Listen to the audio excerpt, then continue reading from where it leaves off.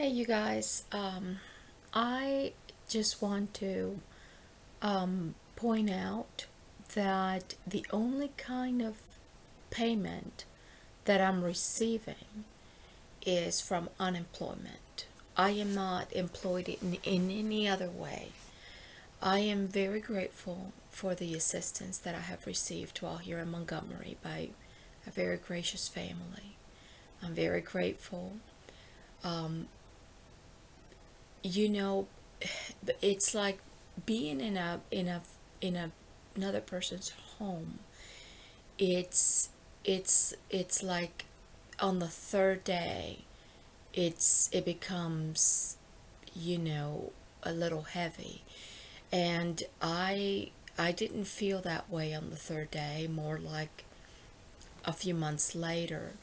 But my son Alexander has been passed around these different foster homes.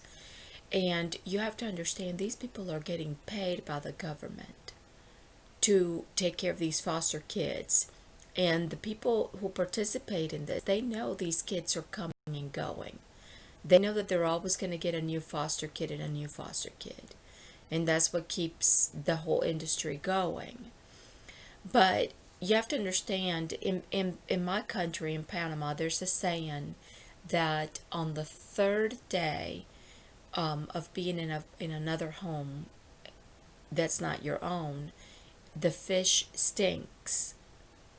And these kids are being passed around, and if something goes wrong, it's going to be blamed on the child that's not from that home.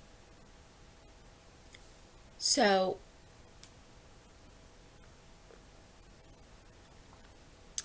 if if something goes wrong, it's going to be placed on that child. And these children don't have a voice. They don't have a way to come out and communicate via these means until they're old enough to be able to do so. My grandma always taught me this. She said, Susana, casa ajena abraza y quema. A foreigner's house hugs you and then they burn you. You get burned, but not in a good way. And she always said, even if somebody invites you over to their house, just know that on the third day, I didn't feel that way here, but it was a different situation because I was in a relationship that I thought I was in a relationship. And it's not that I'm going from relationship to relationship. This was a relationship that I thought I was in because this person came up to me. I didn't go out there advertising that I was looking for someone or that I was lonely. I did not advertise myself as such. In all my videos that I've made since Alexander was taken, it was putting out there what's going on with DHR. It had nothing to do with my looking for somebody. Now I feel that my son Alexander and I were purposely separated to exploit him and to exploit me. Even though I'm 47 years old, what happens is some people see that as an opportunity to be with somebody whom they think may be desperate, because they're up there in age, they're needing to, and I'm sorry to sound vulgar, but needing to get laid, that kind of attitude, and it's like, let's be realistic, and I'm not putting on any pony show here. Let's be realistic. God has given us our bodies. We can touch our face, we can touch our chest, we can touch other parts. We don't need to be out there sleeping around. That's the way I look at it. So I've never advertised myself as, oh, come get me, I'm needing your sexual favors. So, another thing is, I cannot be continuously being publicly humiliated by something I said when I was in my youth. It is ridiculous to bring up something that I said when I was in my youth, and it may have been taken out of context. We have to understand, I'm speaking to y'all. There's nobody here in this room other than y'all. But if I'm having a conversation with somebody and I'm upset because of something they said, whatever comes out of my mouth toward that person at that moment in time, because of a reaction based on what they said, it doesn't define who I am. I do curse. I do curse. I will say, a word or two that I don't like. But I'm not going to be a hypocrite. And just because I'm a sinner and I, curse sometimes because of the situation that I'm in, the provoking of all of this is the work of the devil that provokes. And today I was really upset. Oh, I was upset. But I will share with you why I was upset. And there are some who will videotape you from another angle. And it's not your perspective, it's their perspective. You have to understand, everybody has their perspective. That's true. But it's not fair to provoke somebody into anger and then to videotape them and then say, oh, look, here's your prophet. Here's that fake woman. She's not a Christian. She's not a faithful woman. Look, here she is cursing in the middle of the day. When I filed my taxes, I immediately, paid or gave information to pay my Alabama taxes, because I got back federal taxes, $600+. And I did my taxes while unemployed. And I had also just gotten the stimulus check. This is right before my unemployment. So I got my stimulus check, and then I filed taxes, and they said, well, you owe Alabama $129, and you're going to get back your federal refund. And I wish that they would take it out of the federal refund, but they don't. So I provided them with my banking information for them to take out my Alabama taxes, because they were supposed to come out by June. They were supposed to be paid by June 8th. And I paid it right away as soon as I did my taxes, which was before April 14th. I provided them with my banking information. I had the funds, and I checked on June the 9th. I checked because I went to the website and saw that it was still pending. And I'm just like, wait a minute, this doesn't make sense. Well, today I try to call the IRS or the Internal Revenue here in Alabama. Nobody answered the phone. I was on the phone for hours. And but let me tell you, folks, this is all done to say that, hey, look at this lady. We've given her the opportunity to look for a job while she's unemployed. I looked for jobs as soon as I came here to Montgomery. I looked for jobs. I applied for Hyundai. I applied for other companies, and food, in the food industry, in different industries. And my goal was immediately to set up house and get situated, because the people here in Montgomery too tight. have been nothing but nice to me. Everywhere I go, people are respectful, they're welcoming, they very southern hospitality, you see that everywhere. Very friendly. Black, white, Hispanic, everybody is very friendly here in Montgomery. So I cannot say that I have not been welcomed.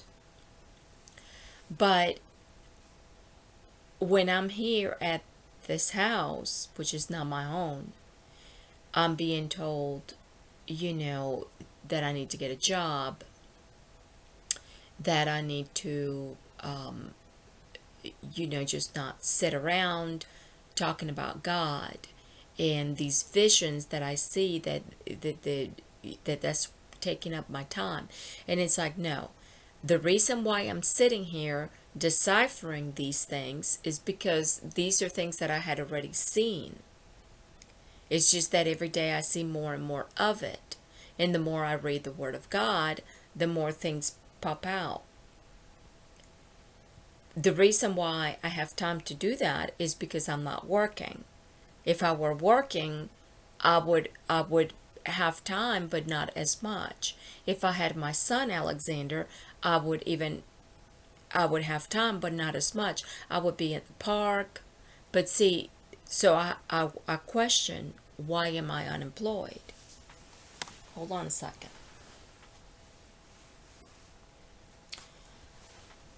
Why am I unemployed? So I feel exploited because I'm getting unemployment, and it's like the unemployment stopped coming in because it's not going to last forever. And I understand, I'm very grateful for what I have been given.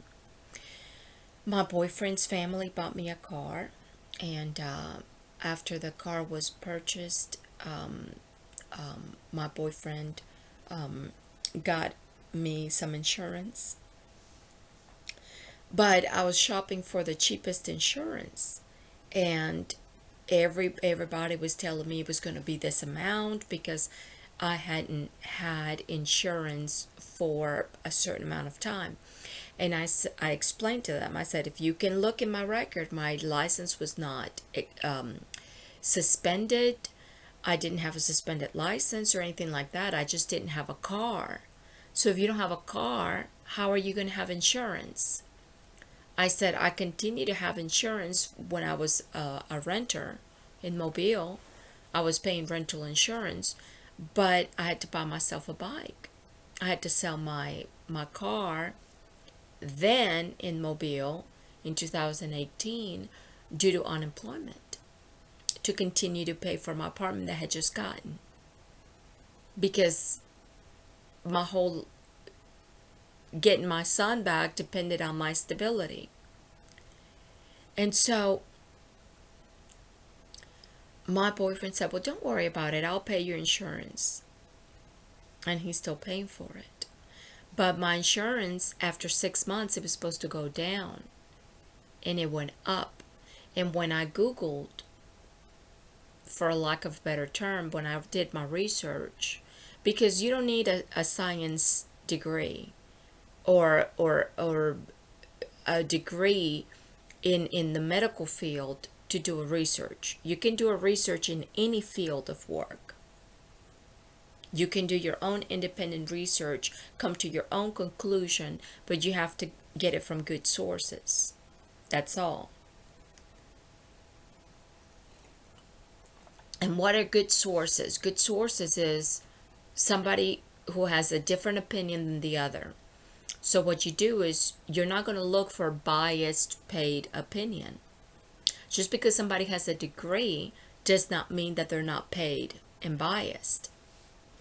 So this is what I mean by intelligent research. You do your own independent research. You listen to this, you listen to that, or you read this, you read that, you look into this, you look into that.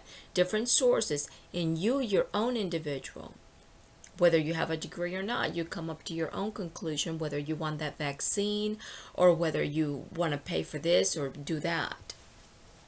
So,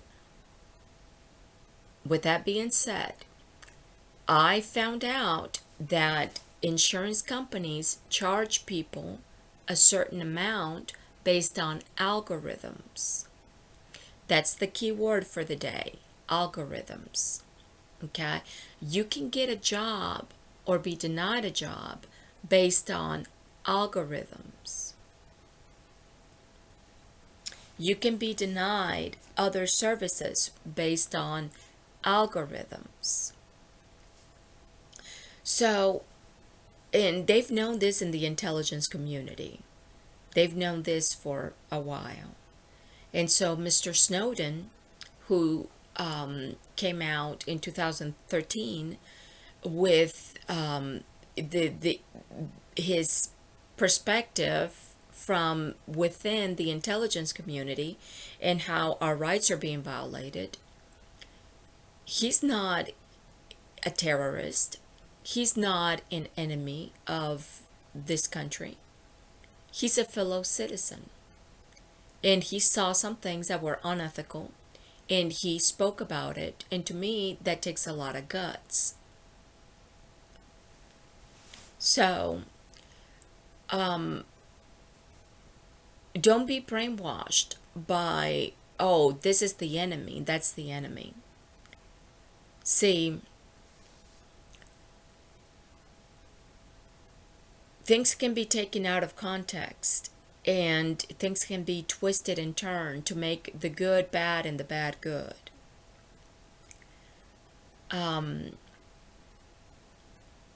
Lighting is very important. So bad lighting on somebody is a breaker, and so we've got to shine our own light sometimes. You know what I mean?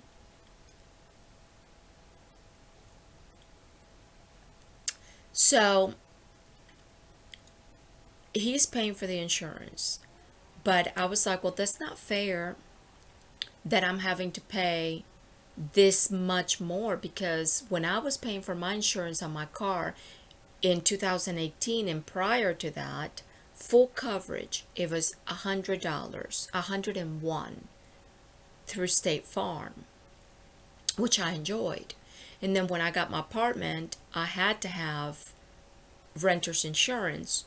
So I was paying an extra $12 for that a month for just the basic renter's insurance. That was like the if you would, like the liability, you know, for lack of a better term. Like the basic stuff that you had to have mandatory as a renter. And this is new. It was new for me as a renter in 2018. It was like a new law that came out. So it used to be that you could get insurance for your apartment, for your belongings, in case somebody broke in, or in case you had a fire, in case of, and you know, something like that, then the insurance would cover your belongings.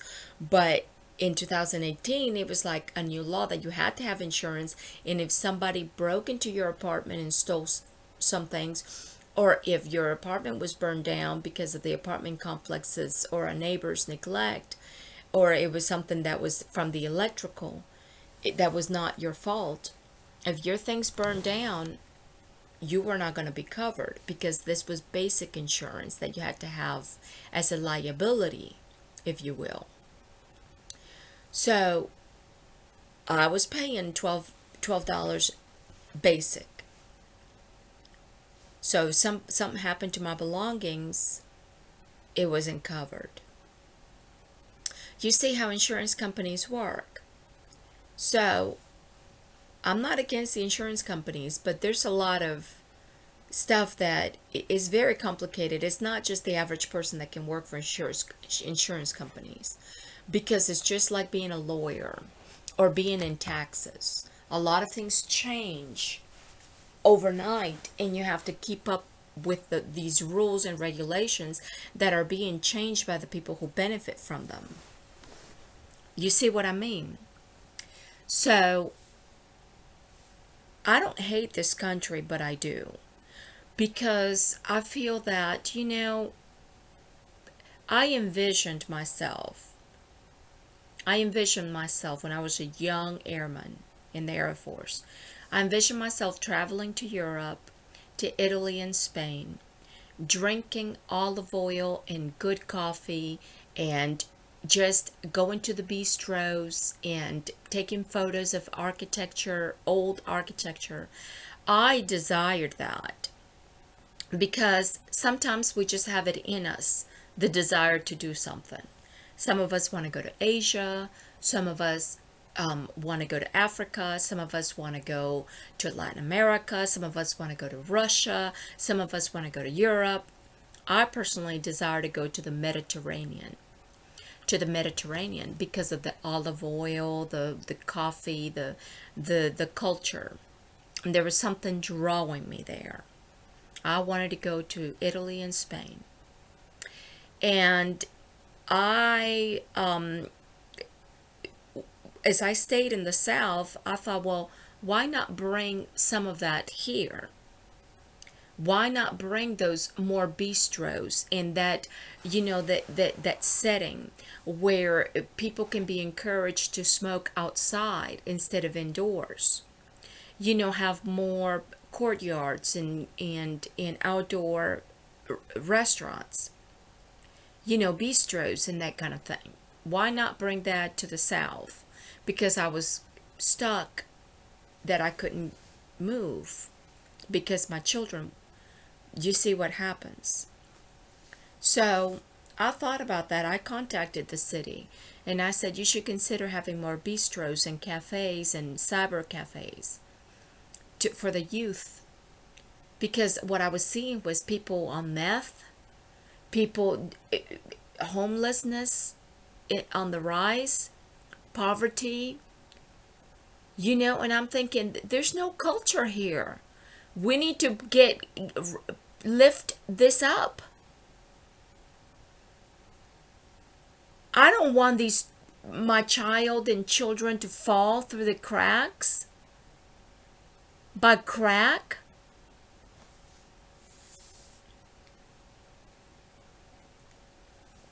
It's horrible.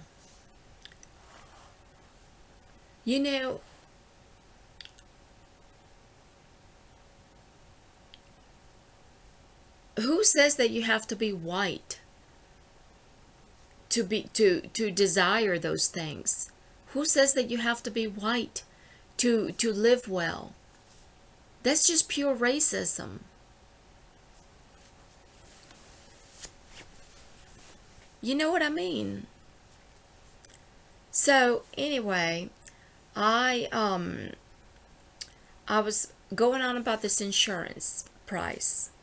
I was being charged $170 something, and that was with a discount. And I was told that in 6 months it would go down. Well, my boyfriend said, I'll pay for it, and don't worry about it. Don't worry about how much you're going to be charged. And I said, but that's not fair, because if you weren't paying for it, I would be paying for it. And it's not fair that you're paying that much. And he said, well, don't worry about it. And I said, I will worry about it. And I looked into other insurance companies, and they were wanting to charge me the same. This is when I found out that it was based on algorithms. And their excuse was that because I didn't have insurance for a whole year, car insurance. And I said, well, how was I going to have car insurance if I didn't have a car? That's just dumb. And so they said, well, it'll go down in 6 months. That's just kind of like they didn't say penalty, but they implied it. That was their excuse. And so, or at least to justify the coding, the algorithm. So when 6 months came along, my boyfriend said, oh, our insurance went up by $30. Yours went up by $30, but mine went down by $30 because we have the same company together. And I said, wait a minute. And he's had tickets. I mean, no big deal, but he's had tickets. And I haven't had any traffic violation or been involved in anything, that I've reported in the whole time I've been here in Alabama, since 2009, and even before that. And so my insurance went up $30 and his went down. And I said, wait a minute. 6 months ago, they said that mine would go down after 6 months. And I said, I haven't had any tickets. And I said, how come yours went down and mine went up? He said, don't worry about it. I'm paying for it. I said, no, I will worry about it because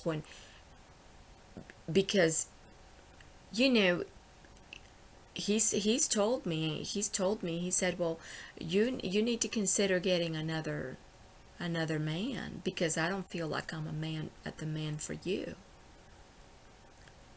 And I've never told him or hinted at him that I was looking for somebody else, that I was interested in somebody else, or somebody else's, that he's not my type. Never implied that. I don't go out there looking for a man. I've invited him to the gym. I'm paying for a gym membership that's $21 a month, and I'm welcome.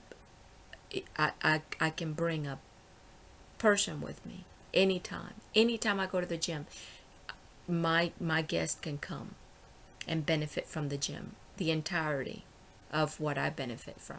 So it's like having 2 for 1. And I invited him to the gym to come with me.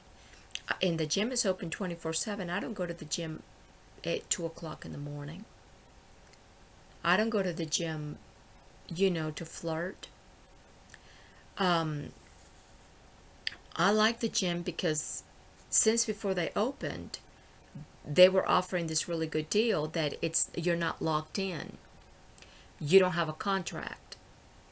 It is very nice. They offer everything a more expensive gym would offer, except you're not locked down into a contract, and you're not going to pay a penalty if you have to move or whatever. And they have 300 locations. And it's a great gym. I really enjoyed it, and I've been going to a class where there's diversity in the age group, diversity in the body shape, and I love it because I feel like I'm at home. I feel very comfortable there. I'm 47 years old. I don't want to be in a class where I feel like I'm the only older woman.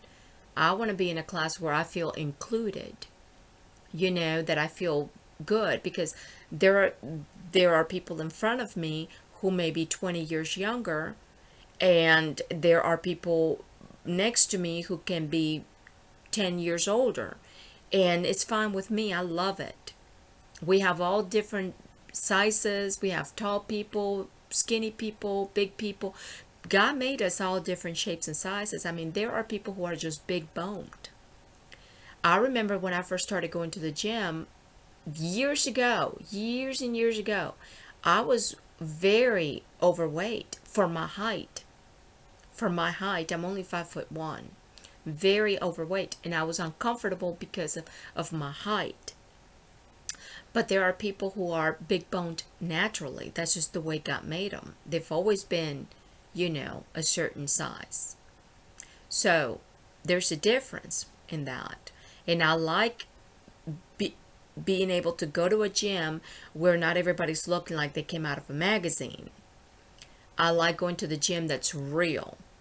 I have one leg that's longer than the other. My left knee has been busted for years, and I just keep going. I mean, there are days that I limp.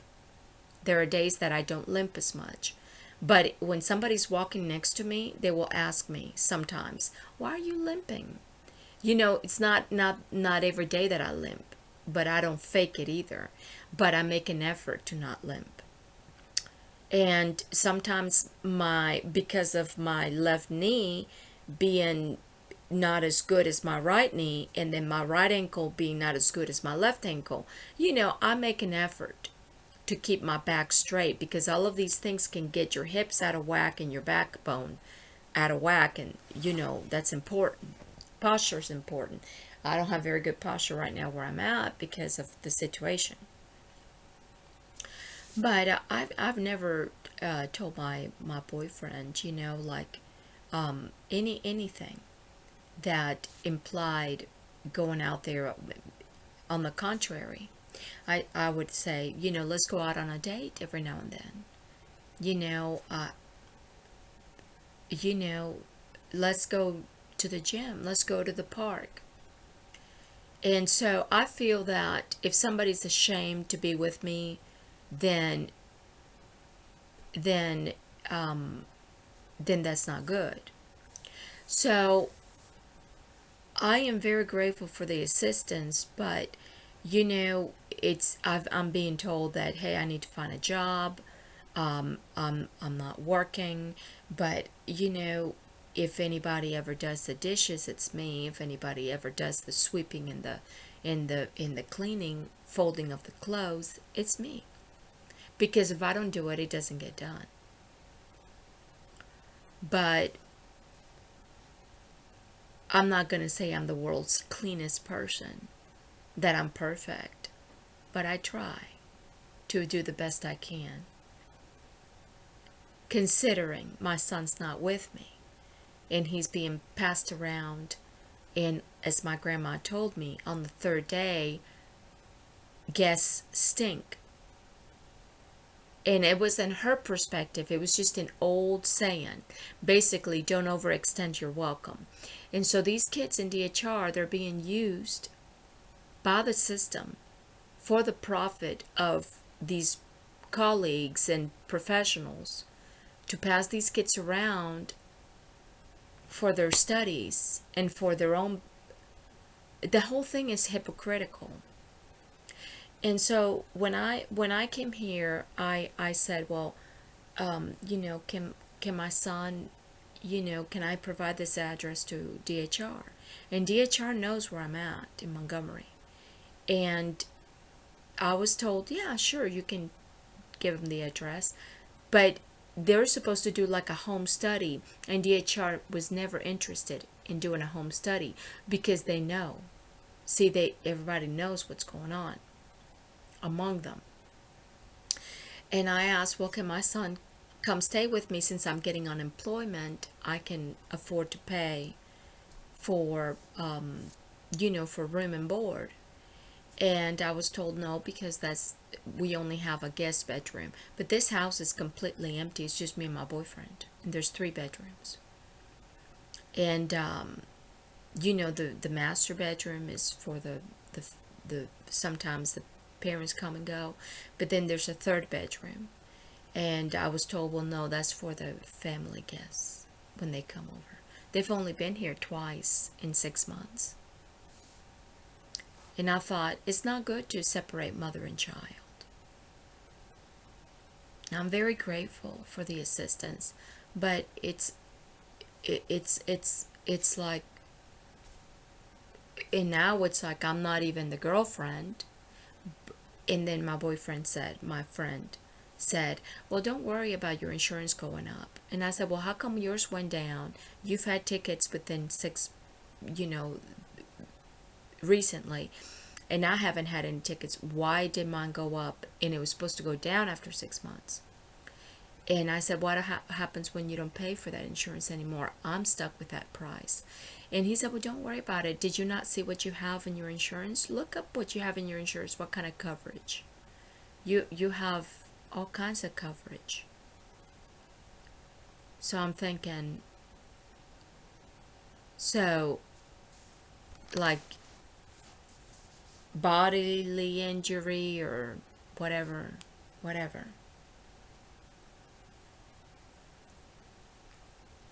And I'm thinking, nothing's free but the Word of God. The Word of God is that water that keeps on giving. And I do curse. I said today, I think I said mother suckers, and I said GD. And I don't like to say GD. I don't. But I was so upset because I thought to myself, okay, so I'm going back to my free tax, USA free tax page. And it says right there, I got my refund, $600 and something right away. In Alabama, had my account for USAA, and they still had not taken out my money. And it says that I still owe them. That money was supposed to be paid by June 8th. Because what happens is, when you don't pay for something, it accumulates what? Interest. So one person who owes us times God knows how many people. But see, most people are not going to be calling Alabama IRS saying, hey, how come you didn't take my money out of my account? No, they're like, okay, fine, whatever. They don't want to take it out. Well, great. But I do, because these kind of situations have happened to me where they'll be like, well, because you owed $1, you paid off your credit card, but by the time that we received, it had already accrued interest of $1. And on top of that interest, it accrued interest. And now you owe us this amount of money. No, I've had people tell me that I owe them money when I didn't even go through them directly. I had a loan or my GI Bill to go to a certain school. All kinds of scam work here in America, and it's all based on algorithms. I had an account through, and I'm not going to say the company of this program, but I had an account, a free account with this, and it's like they help you with employment, right? They give you, they send you messages on your email for job opportunities, and you're supposed to fill out, your information about what kind of job you're looking for, etc., etc. Your job experience, your skills, your qualifications. Upload your resume, your cover letter, whatever you want. And they keep asking me the same questions, but I've had no job offers in the past 6 months. They sent me a lot of, like generic messages, too many, but no specific job offer. So I'm thinking, and when I get back on there, every now and then, they'll ask me the same questions as if I had never filled it out before. And then they'll ask me to take a test for a certain company.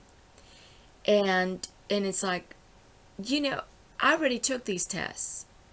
And they're like, well, you took them 6 months ago.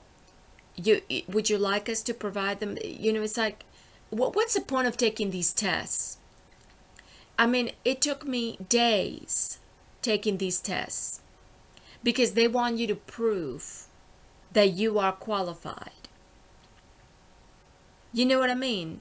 I took these tests, and they're there, but no job offer. So what's the point?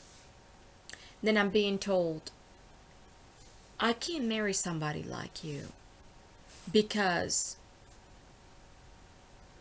you're just like my mom. And I'm thinking, I'm a mom of my son. My son has been taken from me, and I'm supposed to be calm, cool, calm, and collected, patient. When I'm patient, my son's taken from me anyway. Then when I lose my patience, then I need anger management. I told my boyfriend, I said, look, when I lived with Andy over 3 years ago, and prior to that, since 2013 until 2017, I'm not out there sleeping around. I said I was not putting on a pony show. I was not getting paid by anybody to put on any kind of pony show or for me to be advertising anything. I don't like inviting everybody and their brother in my personal home because there's a danger in that. You can't trust people anymore because there's child pornography, there's child trafficking, there's human trafficking and organ harvesting. There's such thing as the black internet. And I'm not talking about race. I'm talking about, you know what I mean. When I worked at PF Chang's, I worked with these kids who knew. They were talking about this, people selling organs in the black market. This is creepy, creepy stuff. I can't trust anyone. You can even trust your neighbors because they could be videotaping you or recording your conversation, and anything can be taken out of context or used against you. You never know who's getting paid to backstab you.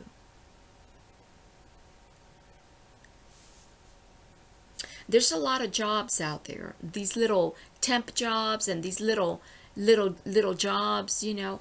President Eisenhower warned us. He said, and I will post it again and share it with you. He said you have to be alert citizens and do not become captives of the scientific elite and what is happening with this DHR, with medical kidnapping, and now with these so-called vaccines for this virus that's killing a lot of people. This virus. No, all of that is to rob you from your God-given breath, your God-given oxygen, your God-given freedom. Do you know how many viruses and how many diseases are out there that have killed people? And now they're making it a big deal that, we need a vaccine. No, I say they test these vaccines on themselves and each other who are manufacturing these vaccines. Because if they believe in the work that they're doing and the efficacy of what they're doing, then they should have no fear of applying it to themselves and one another as colleagues, of coming up with these manufacturing of this vaccine. Because when I bake cookies, I taste them before I give them out to make sure that they're good.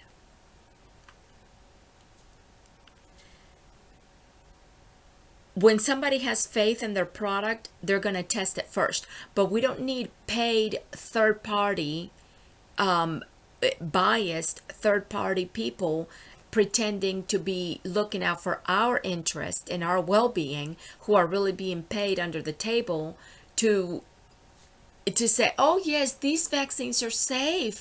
We ensured that they were themselves already tested by these professionals who are manufacturing these vaccines, when they're being paid to say that.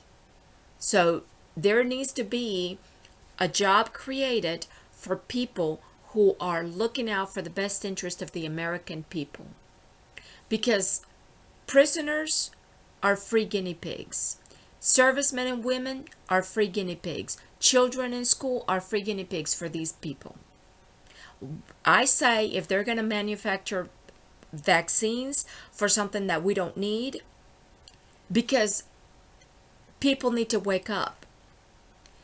What happens is when you give the body too many vaccines, it causes inflammation. And what leads to what causes cancer and diabetes and all of these other MS, lupus, all of these things are due to inflammation, arthritis, and it affects our hormones too. All of these things affect our liver and our internal organs and our hormones. If somebody was born gay naturally, that's fine. That's the way God made them, with that predisposition. But if we're going to be altering people's hormones because we want to play God, that's a sin. Like, punishable.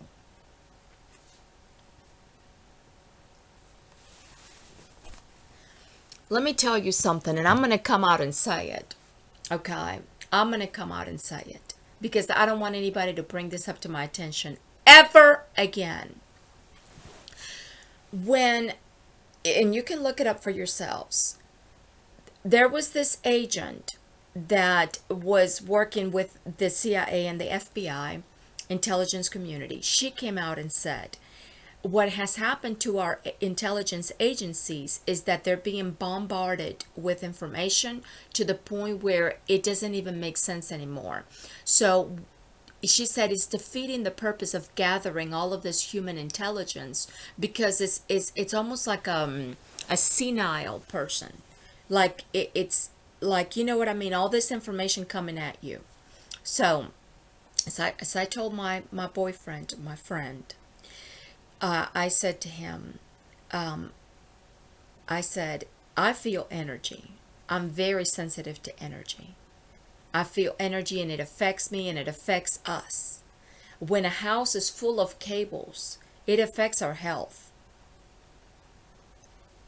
So I'm able to perceive things that other people may just not be able to, because I'm more sensitive. So I said, that kind of stuff will drive you effing bananas. You know what I mean? And I will just come out and say it.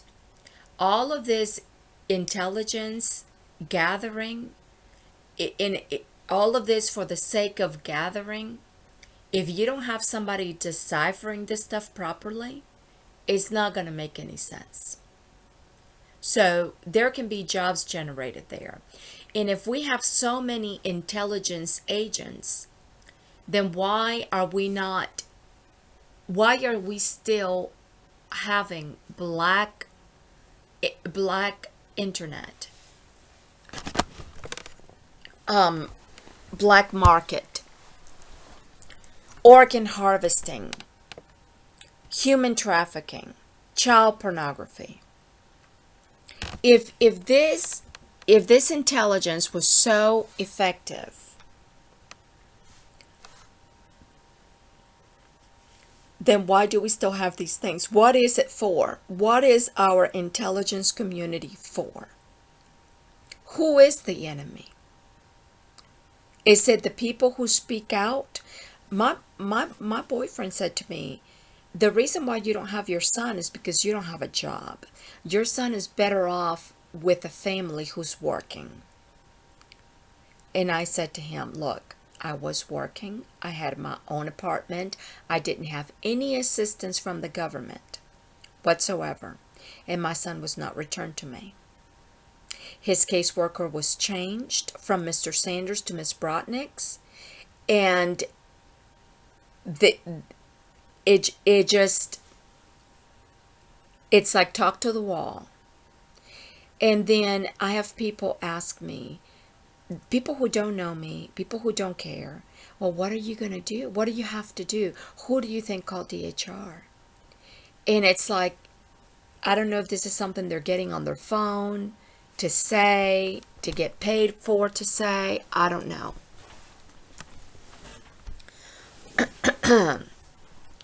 But the whole thing, there was a senator. There was a senator from Maryland, very good senator, and I think he was a senator, a congressman senator. I think he was a senator, and I'll have to look him up, but I think he would have made a great president. But he got out of politics. I think he retired, and he said, I'm disappointed. Before he left office, he said, I'm really disappointed that my state of Maryland has one of the worst DHR corruption, DHR CPS corruption in the nation. And he said, I was not aware of that until recently. And this is right before he left office.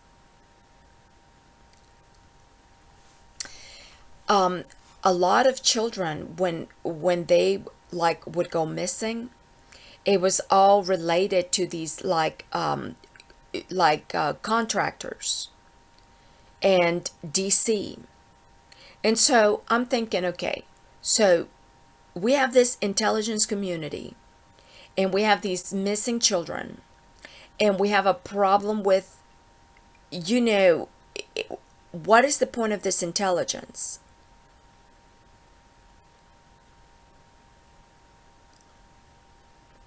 That's what I would tell Alexander. Alexander, you get your butt right here immediately. Immediately. Because I was always cognizant that if these cameras can catch somebody stealing a button, which was a big joke, you know, that some movie star stole a button. I bet you this teaches us a lesson that she was probably, you know, like, let me see if I get caught. Who gives a shitza if I get caught and I'm in, you know, go to jail for stealing a button? The whole thing is hilarious. You know, do you think this woman really needed to steal buttons from a jacket? No. She didn't. She had money to buy 10,000 jackets if she wanted. But she was like, let me see if I get caught. It was a thrill, right? And she got caught. And it was in the news. Oh, so-and-so stole buttons. Well, I'm glad she did that, because this teaches us a lesson that if we have had cameras to zoom in to people stealing buttons, then we have the cameras. If we have the cameras to zoom into people's Uranus, and we have the cameras to zoom into people nursing their babies, then we have the cameras to catch people. We have the cameras to catch people having inappropriate sexual activities in the privacy of their privacy, just to prove that they're not Christian. Oh, they're not a goody-goody two-shoe. Oh, look at her working out at the gym. She's so skinny, but look at her in the shower. She's not so in shape after all. Look at her stretch marks and her saggy skin. Look at her cellulite. Look at it hanging out. Look. Let me tell you something, folks. Oh, she's not healthy. Look at her melasma. Look at her frizzy hair. This is not the picture of health. She's in no position to be given advice about health and nutrition. She's a phony. She doesn't even have a degree. Well, you can kiss my fart, because if you want farts, I will generate them for you. I can do that. If you want me to fart money, I will generate the gas. Do you hear me? I can do that. This country has killed their own Dr. Martin Luther King, our own government, because he was anti-war. Our own government took out JFK to put Johnson because he was pro-war, and JFK was against the war. Our own country took out Robert Kennedy, JFK's brother, because he was anti-war. Our own country, and I'm being told, you need to stop posting those things on Facebook, and you just need to put on your mask and go to work. And I said, I applied for work, and I have been denied. They don't want people like me working. They want people like me to look like they're in debt, that they're irresponsible with their money, that they are irresponsible, lying.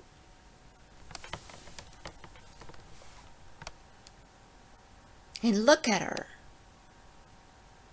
She's swallowing snakes. She's not a Christian. She swallows snakes. Yeah, I do. And I will prove to you that if you can catch people stealing buttons and swallowing snakes, then you can very well catch these sons of witches, mother suckers, stealing children for their pornography and organ harvesting. You hear me? If you can have somebody owe money when you could have very well taken it out in due time instead of letting it accrue interest? So you can say she is irresponsible with her money. Look, she's going to spend all her money at the store. Watch. When she runs out of money, then she's going to have nowhere to live. She's going to end up as a homeless veteran all over again. She can never get up. You see, she's not smart. She's not wise with her money because they're itemizing as you and I speak. This was brought up to my attention by an agent, intelligence agent. She said, they know everything, every penny you spend. So if they know every penny we spend, why can't they catch these mother suckers, sons of witches, effing with our children? Why can they catch these mother suckers, sons of witches, having inappropriate activities, sexual activities with children, drugging them up and passing them around?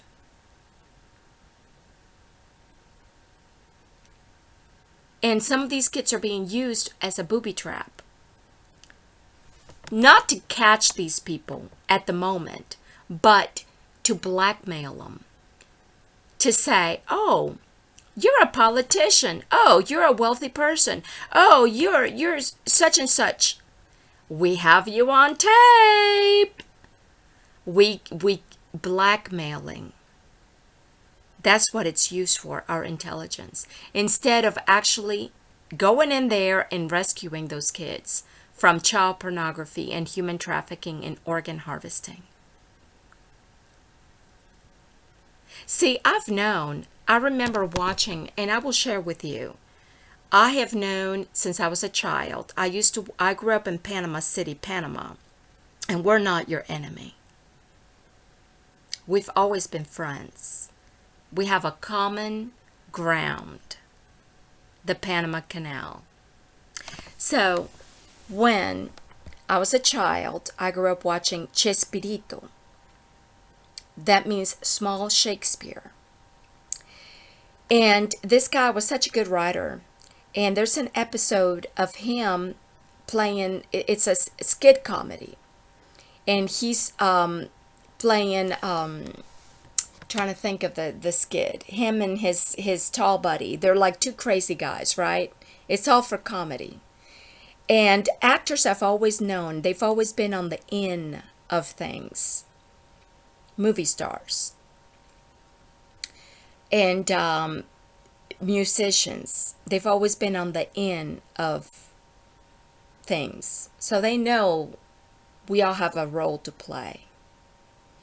So because our role has been written for us a long time ago by God.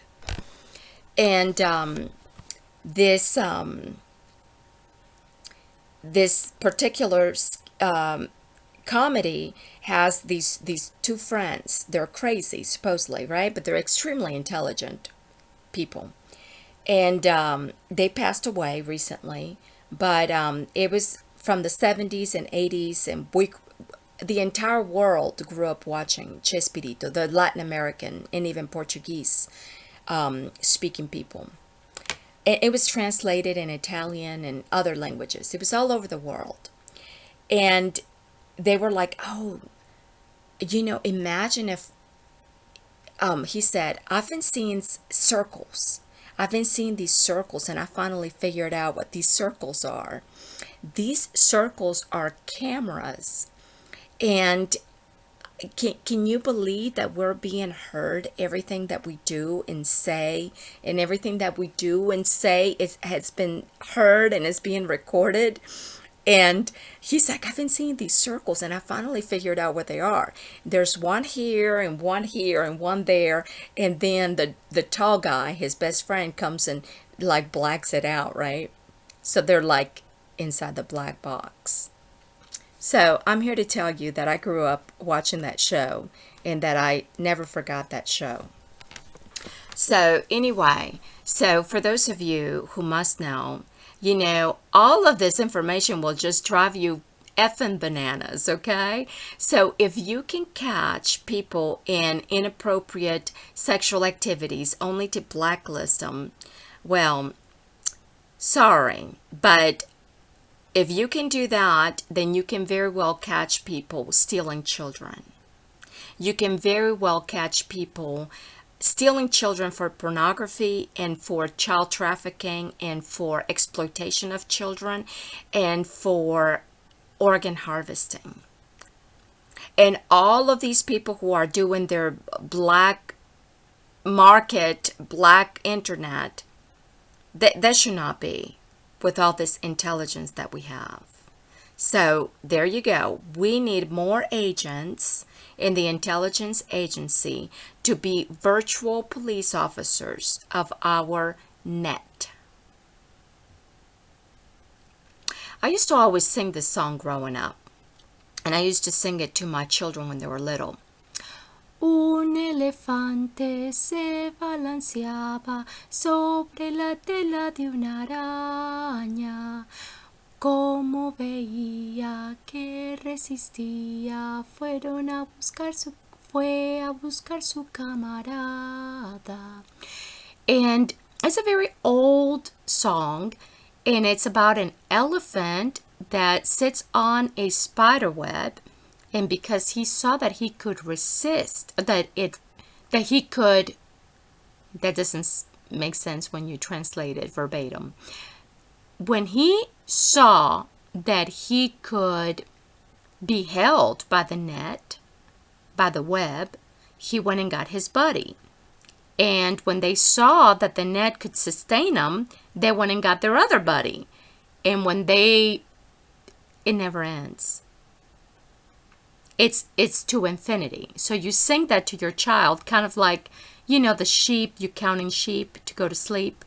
It's to infinity. So, I used to sing that song to my child growing up, and I used to also sing Hosanna in the highest.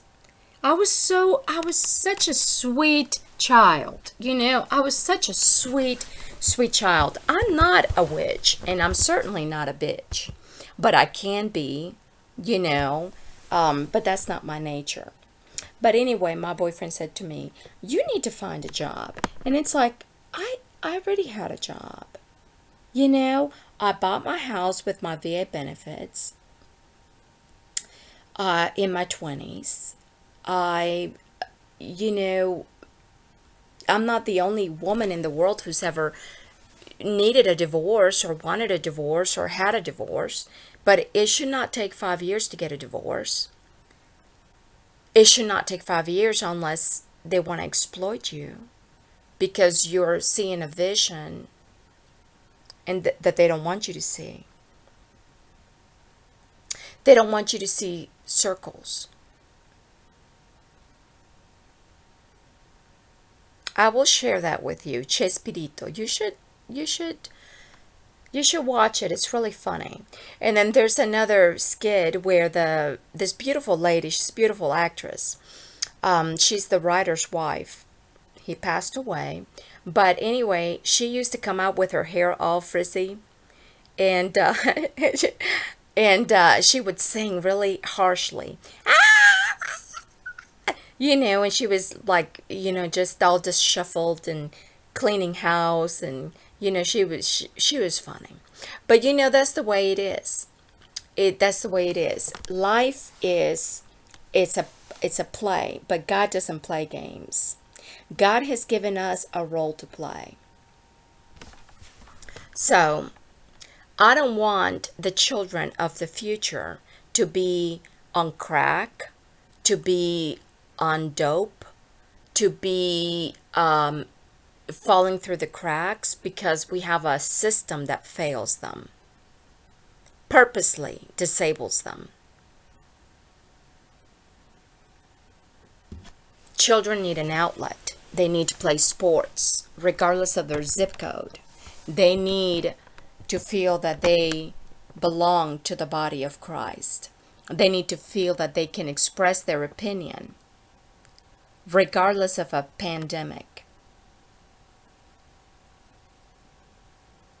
We need to be able to go to work without these masks, because the breath is life and God is life. In America, in God we trust. So we either change our slogan to match our actions, or we match our actions to our slogan. Thank you.